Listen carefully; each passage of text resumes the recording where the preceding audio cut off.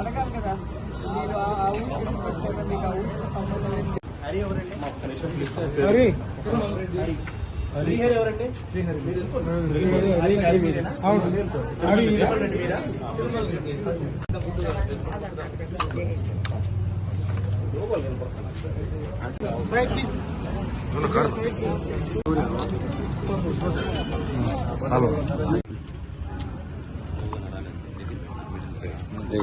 కూటమి ప్రభుత్వం ఈరోజు అధికారంలోకి వచ్చాక ప్రజలకి మంచి చేయాలి, రాష్ట్రాన్ని అభివృద్ధి వైపుకు నడిపించాలి, ప్రజలకి తాము మేనిఫెస్టోలో చెప్పిన ప్రతి ఒక్కటి అందజేయాలన్న చిత్తశుద్ధి లేకుండా కేవలం రెడ్ బుక్ రాజ్యాంగం అంటూ రాజ్యాంగానికి విరుద్ధంగా ఈరోజు వాళ్ళు తప్పుడు కేసులు పెట్టి వాళ్ళు చేస్తున్న హెరాస్మెంట్ చూస్తుంటే చాలా అసహ్యం వేస్తుంది.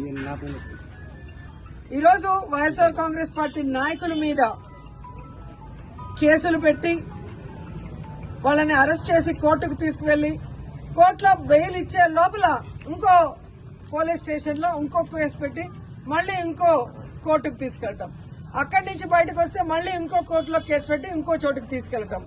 ఇది మనం కళ్ళారా పోసాని కృష్ణమురళి కేసులోనే మనం చూస్తున్నాం. అలా చాలా మంది మీద కూడా జరుగుతున్న విషయాన్ని ప్రజలు తెలుసుకోవాలి. ఎందుకంటే సుప్రీంకోర్టు క్లియర్ గా మార్గదర్శకాలు ఇవ్వడం జరిగింది.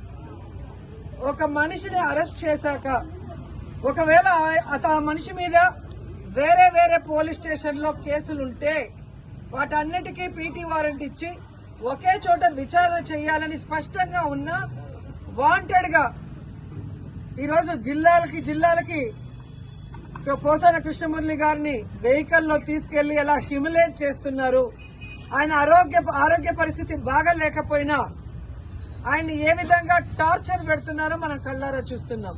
అంటే సుప్రీంకోర్టు ఇచ్చిన మార్గదర్శకాలకు కూడా తిలోదకాలు ఇచ్చి ఈరోజు అధికార పార్టీ వాళ్ళు చెప్పినట్టుగా అధికారులు నడుచుకోవడం చాలా దురదృష్టకరం. ఈరోజు వాళ్ళకి నేను సూటిగా చెప్తున్నాను, అధికారులకి అధికార పార్టీ చెప్పిందని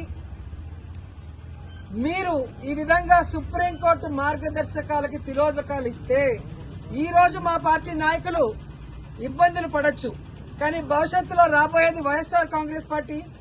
జగన్మోహన్ రెడ్డి గారు ముఖ్యమంత్రి అయిన తర్వాత నిబంధనలకు విరుద్ధంగా పనిచేసిన అధికారులని, మా వాళ్ళని ఎక్కువ రోజులు జైల్లో పెట్టాలని తప్పుడు కేసులు పెట్టి అధికారులని మిస్యూజ్ చేస్తున్న కూటమి ప్రభుత్వ నాయకుల్ని ఎవరిని వదిలిపెట్టము, న్యాయబద్దంగా అందరినీ కూడా శిక్షిస్తామని కూడా వాళ్ళకి ఘంటాపదంగా చెప్తున్నాను.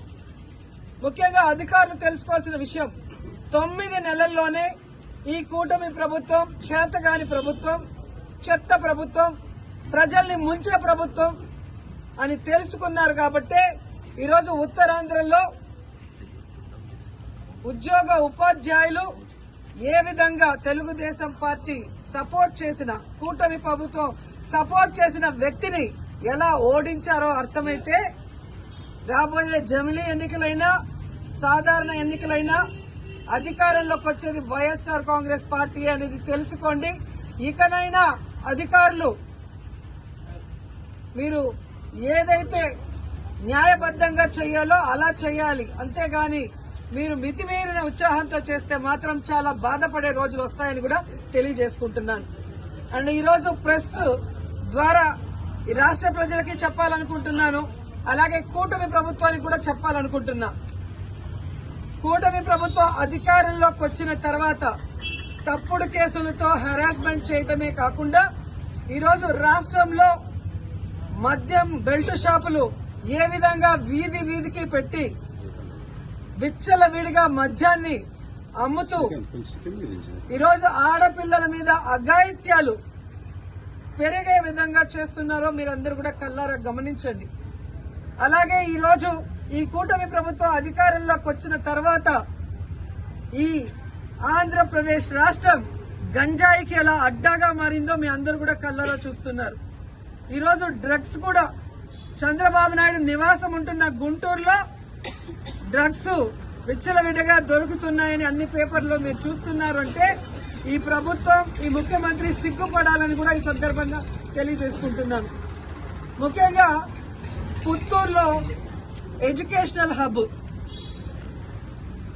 ప్రైవేటు ప్రభుత్వ ఇంజనీరింగ్ కళాశాలలు, డిగ్రీ కళాశాలలు, అలాగే మెడికల్ కళాశాల, ఆయుర్వేదిక్ కళాశాల, ఇలా ఎన్నో కాలేజీలు పుత్తూరులో ఉంటే ఈరోజు గంజాయికి అడ్డాగా మారింది. గతంలో కూడా తెలుగు యువత హరి అనే అబ్బాయి ఈ విధంగా విచ్చలవిడిగా గంజాయి అమ్ముతూ దొరికిన దాఖలాలు పుత్తూరులో మీకు కనిపించాయి.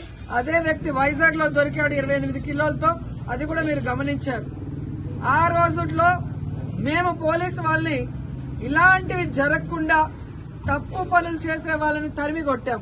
కానీ ఈ రోజు ఎమ్మెల్యేనని చెప్పుకునే వ్యక్తి ఆడికి అమావాస్యకి ఒక రోజు కాన్స్టిట్యున్సీకి వస్తున్నాడే తప్ప గంజాయికి అడ్డాగా మారిన పుత్తూరుని, నగిరిని కాపాడటానికి ఏ రోజు ఆయన నాయకులు పని చేయలేదు. ఈరోజు ఎంతో నమ్మకంతో తల్లిదండ్రులు తమ పిల్లల్ని పుత్తూరు నగిరి కాలేజీలకు పంపిస్తే వాళ్ళు అక్కడ హాస్టల్లో ఉండి చదువుకుంటున్న వాళ్ళకి గంజాయి, డ్రగ్స్ అందుబాటులో తీసుకొచ్చి ఆ పిల్లల జీవితాలు నాశనం చేస్తుంటే ఆ ఎమ్మెల్యే పట్టించుకోవట్లేదు, అధికారులు పట్టించుకోకపోవడం దురదృష్టకరం. ఎందుకంటే మొన్ననే నగిరి రూరల్ ఎంకొత్తూరు హై స్కూల్లో పిల్లలు గంజాయి తాగి హెడ్ మాస్టర్ కాలర్ పట్టుకోవడం, ఆడపిల్లల్ని గిచ్చి ఏడిపించడం, టీచర్లని బూతులు తిట్టారని పెద్ద ధర్నా జరిగిన విషయం కూడా మీరందరూ కూడా గమనించుంటారు. సో ఈ విధంగా తెలుగుదేశం పార్టీ అధికారంలోకి వచ్చాక నేరస్తులకి ధైర్యం వచ్చింది. నేరాలు చేయడానికి ఏదో వాళ్ళకి లైసెన్స్ ఇచ్చిన విధంగా రాష్ట్ర వ్యాప్తంగానే కాకుండా నగిరిలో కూడా చాలా దౌర్భాగ్య స్థితిలోకి ఈ ప్రభుత్వం తీసుకెళ్లటం బాధాకరం. ఒక పక్క 100 రోజుల్లో గంజాయి అరికడతానని చెప్పి ముఖ్యమంత్రి గారు, హోమ్ మినిస్టర్ గారు చెప్తారు. కానీ 100 రోజులు అయిపోయింది.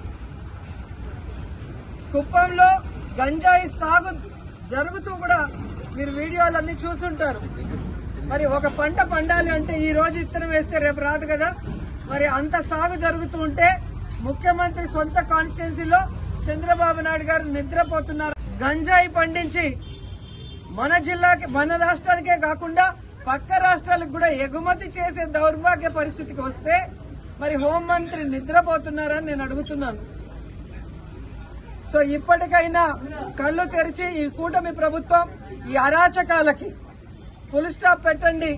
ఈ గంజాయికి, డ్రగ్స్ కి, ఈ మధ్య బెల్ట్ షాపులకి ఫుల్ స్టాప్ పెట్టండి. రాష్ట్రాన్ని అభివృద్ధి వైపుకి నడిపించండి. రాష్ట్ర ప్రజలకి ఇచ్చిన వెల్ఫేర్స్ ఏవైతే మీరు మేనిఫెస్టోలో అవన్నీ కూడా ఫుల్ఫిల్ చేయండి. వైఎస్ఆర్ కాంగ్రెస్ పార్టీ మీద రెడ్ బుక్ రాజ్యాంగం అంటూ తప్పుడు కేసులు పెట్టి వాళ్ళని హింసించడం మానుకోండి. లేదంటే మీరు సెంటీమీటర్ చేస్తే మేము కిలోమీటర్ చేస్తాం. రాబోయేది జగనన్న ప్రభుత్వమే.